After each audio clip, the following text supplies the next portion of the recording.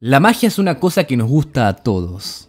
No sabemos de dónde sale, pero la encontramos por todos lados. Está en El Señor de los Anillos, en Harry Potter, en el universo Marvel. Incluso la podemos encontrar en aquellas obras llamadas de ciencia ficción, como lo pueden ser Star Wars, Dune o My Little Pony, aparentemente. Pero, ¿qué es la magia? ¿Y de dónde sale? La magia, o cualquier otro nombre que se le quiera dar, es todo aquello que produce o es en sí algo sobrenatural, siendo un poco reduccionista. Su origen en la narrativa se puede rastrear hasta la epopeya de Gilgamesh, la que es considerada como uno de los primeros relatos elaborados. Sin embargo, el término magia no surgiría hasta muchos años después, con la casta sacerdotal de los Magoi en el Imperio Persa, que hacían rituales e interpretaban sueños y astros. De su nombre, los Magoi, se deriva el término moderno de magos, y de magia como tal. Y no es que esta gente fuera ingenua y no supiera cómo funcionaban las cosas en realidad. Según muchos antropólogos, como Claude Lévi-Strauss, la magia constituía y aún sigue constituyendo, aunque en menor medida, parte del pensamiento simbólico en las culturas. Es decir, que la magia no opera a un nivel físico, sino a un nivel de significado. Su rol es el de configurar la psicología de la sociedad. Quemar un incienso es un ritual, entre comillas, mágico, que hasta el día de hoy se sigue haciendo. En un nivel simbólico, purifica el aire, prepara un espacio para que lo habitemos con conformidad o para condicionar un estado más contemplativo. En un nivel físico, sin embargo, lo único que produce es humo. Y bueno, cáncer. Pero el hecho de dotarlo de significado nos dota a nosotros y a los que no son escépticos del símbolo de un efecto real en nuestras mentes.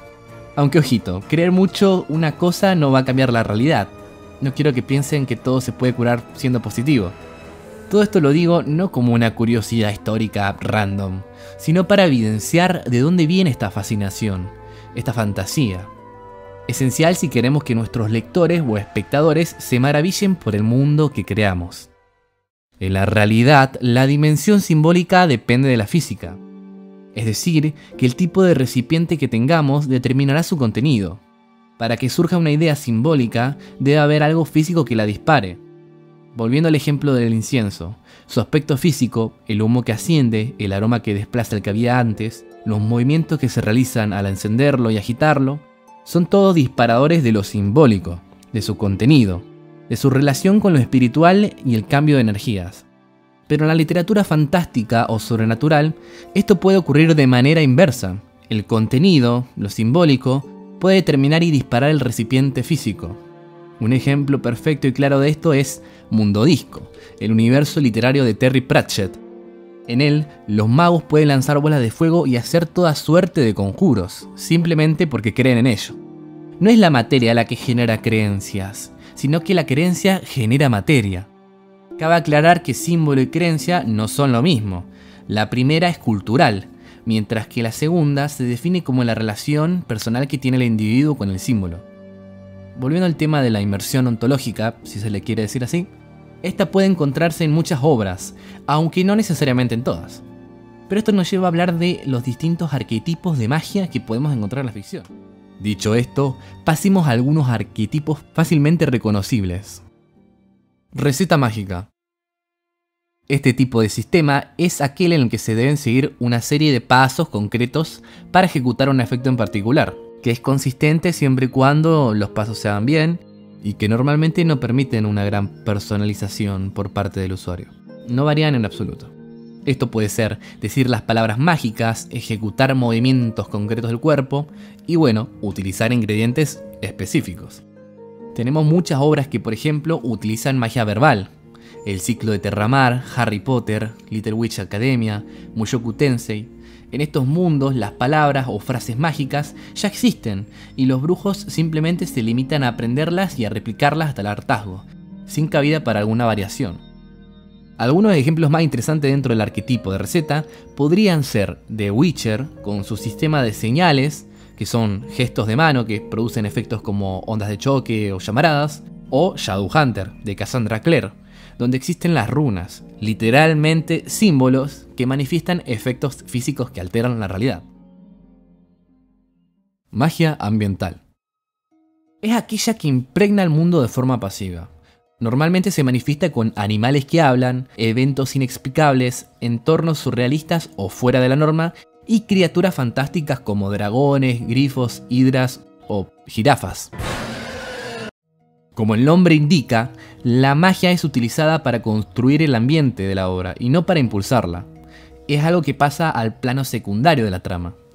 A menudo se la considera la forma más simple o sencilla de fantasía, la más fácil de hacer.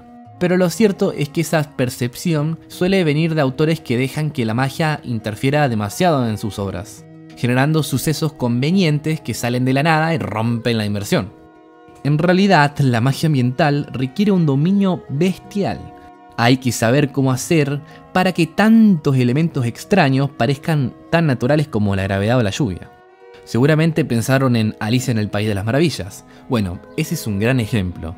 También lo podemos encontrar en el realismo mágico, 100 años de soledad de Gabriel García Márquez, Pedro Páramo de Juan Rulfo, por mencionar algunos.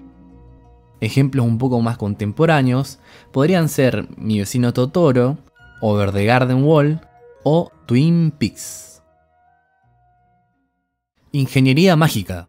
La magia puede ser planteada con las rigurosidades de un modelo científico, con leyes físicas rastreables que pueden ser estudiadas y explotadas con el uso de la razón y la lógica. En estas historias, los hechiceros serían algo así como científicos de la magia. Y con esto no me refiero que la magia tenga reglas o siga principios reales, sino a la forma en la que ésta es tratada. En este tipo de historias, la magia no se hace simplemente, sino que se construye, pieza por pieza. Algunos ejemplos serían Full Metal Alchemist, cuya magia gira en torno a la ley de conservación de la materia y es tratada como una ingeniería, o Witch Hat Atelier, donde los efectos compuestos surgen de la combinación de símbolos y no de ellos individualmente. Hay varios símbolos y cada símbolo remite a una propiedad física. Arte mágico. Las artes mágicas, permitiéndome ser extremadamente reduccionista con el término arte, son aquellas donde la magia se manifiesta como expresión de un individuo, de su identidad, de sus emociones o de su alma. También podríamos llamarla magia personal. En esta no hay una forma correcta de hacer magia, sino que cada individuo busca la forma que sea perfecta para él. La magia no es externa a las personas, sino interna. Este arquetipo es el que permite más personalización por parte de los usuarios, y la podemos encontrar mayormente en el anime y en los cómics. Un ejemplo que me gusta mucho y que evidencia todos estos aspectos es el anime Fire Force. En su mundo, todos pueden controlar el fuego, pero la forma en que lo hacen varía mucho de persona en persona. El protagonista utiliza el fuego para propulsarse y atacar con sus pies, mientras que otros personajes, Hibana por ejemplo, crea flores de fuego que usa para calentar el ambiente y debilitar a sus oponentes. Algunos poderes más que entrarían dentro de esta definición son los stands de JoJo, los controles elementales de Avatar, la fuerza de Star Wars, y los superpoderes en X-Men, The Boys y casi la totalidad de DC y Marvel. Magia por pacto. La magia en este arquetipo se realiza a través de pactos o favores con entidades sobrenaturales. Ángeles, demonios, dioses, espíritus, toda esa vaina. Es tan sencillo como suena. Una entidad que es capaz de hacer magia le concede ese poder a una que no puede hacerlo, a veces pidiendo algo a cambio. Un ejemplo. En Chainsaw Man, los Devil Hunter hacen pactos con demonios para acceder a sus poderes, pero cada vez que los utilizan deben entregar una parte de su cuerpo al demonio. Algunos ejemplos más: Madoka Mágica, Fausto, Aladdin o la Brújula Dorada. Objetos mágicos. Como el nombre indica, los objetos mágicos son aquellos que contienen un efecto mágico. ¡Duh! O bien tienen un origen sobrenatural. Los personajes simplemente pueden activar o liberar la magia en ellos, muchas veces sin tener conocimientos específicos. Es un arquetipo muy sencillo y popular. El anillo del Señor de los Anillos, los artefactos de Made in Abyss, la corona del Rey Helado, el Necronomicon, la Death Note, el Omnitrix, el Tesseract, etc, etc. Magia epistémica o conceptual. Esta magia es bastante más difícil de tratar que el resto. no transforma la materia directamente, sino la forma en la que se conoce o se percibe esta. Opera en el plano simbólico, psicológico u ontológico. Cosas como la adivinación, la telepatía, la alteración de la realidad entrarían en esta categoría. La magia no sería acción, sino saber. En Dune, la presciencia permite conocer distintos futuros posibles. Otro ejemplo, en Matrix, el poder de Neo no viene de controlar la realidad como tal, sino de comprender la naturaleza ilusoria del mundo. De ahí viene su poder. Estos arquetipos, a mi parecer, engloban la totalidad de las formas que adopta la magia en la ficción. Si me faltó alguna, pueden decírmelo en los comentarios, pero creo que está bastante completita. Esta forma de tratar la magia como arquetipos y no como sistemas, como plantea Brandon Sanderson, me pareció más oportuna. El sistema es una categorización estructural, una concepción moderna y lógica que ignora la semántica. O sea, no te dice por qué una historia usa ese tipo de magia, solo cómo opera. Además, existe mucha magia en la ficción que no es estructurada y que se las arregla para ser compleja a su manera, sin romper con la verosimilitud. Nunca queremos eso. El arquetipo permite englobar todas las formas de magia. Sin embargo, hay algo que me gustaría rescatar de las denominaciones actuales, y es la distinción entre magia blanda y magia dura. En sus extremos, la magia blanda es aquella que no tiene regla alguna, mientras que la magia dura es todo lo contrario, es aquella que tiene reglas complejas. Esto se puede trasladar al concepto de los arquetipos. Harry Potter, que entra dentro del arquetipo de receta mágica, utiliza magia blanda, nunca se nos explica cómo se estudia la magia, no hay una fuente explícita de esta, no hay prácticamente límites, no hay reglas. Por su parte, en Mistborn, del antes mencionado Brandon Sanderson, tenemos la alomancia, que no tiene nada que ver con controlar pelados, sino que es la habilidad de comer metales para ganar poderes. Sí, literalmente te comes un pedazo de cadmio 112 y ganas la habilidad de ralentizar el tiempo en una burbuja espacio-dimensional. ¡Wow! La cosa es que Sanderson es un poquito intenso y este sistema es jodidamente extenso. Pero simplificándolo mucho, la magia tiene un origen, los fragmentos de un dios llamado Adonalsium, tiene un estudio que el lector puede seguir, los metales se dividen si su efecto es interno o externo, si empujan o tiran, sea lo que sea que signifique eso. Y bueno, tiene muchos limitadores también. Por ejemplo, esto de la burbuja que ralentiza el tiempo, se dice que es estacionaria, o sea que se queda anclada en el espacio.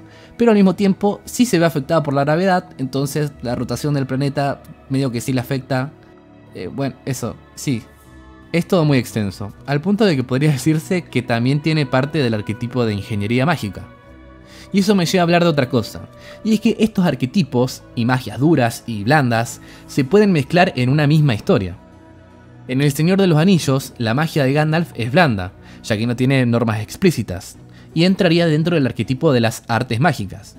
Sin embargo, dentro de esa misma obra tenemos el Anillo Único, un objeto mágico que además tiene normas evidentes. Produce un único efecto, el de hacerse invisible, y necesita insertarse en un dedo para causar el efecto. Así que sí pueden combinar varios arquetipos en una misma obra, aunque siempre es mejor profundizar que agregar más elementos. Por último, me gustaría retomar la idea del comienzo. Las creencias aún siguen existiendo en el día de hoy, incluso tras el advenimiento de la ciencia. En un mundo de fantasía esto debe ser similar, sobre todo si está ambientada en la época medieval o antigua. A lo que quiero llegar es que, aunque no haya evidencia científica, la gente puede creer en algo igual. Y en la ficción, aun si los personajes pueden lanzar rayos de devastación masiva y bolas de fuego del tamaño de pequeños asteroides, es seguro que habrá alguien que crea que los cristales son mágicos, aunque no haga nada espectacular, ni esté contemplado dentro de uno de los arquetipos antes mencionados. Y aunque la magia se estudie como ingeniería, no cambia el hecho de que la cultura aún mantenga estas prácticas. Como ejemplo, en la vida real, la alquimia era considerada una práctica mágica, que coexistía con la astrología. Con el pasar del tiempo, la alquimia se consolidó como una ciencia hecha y derecha. Por su parte, la astrología continuó existiendo, y a pesar de que no se haya convertido en una ciencia, aún se mantiene viva como creencia. En fin, eso es todo por el video de hoy. Si les gustó, denle like y nos estamos viendo. Bye. Bla bla bla.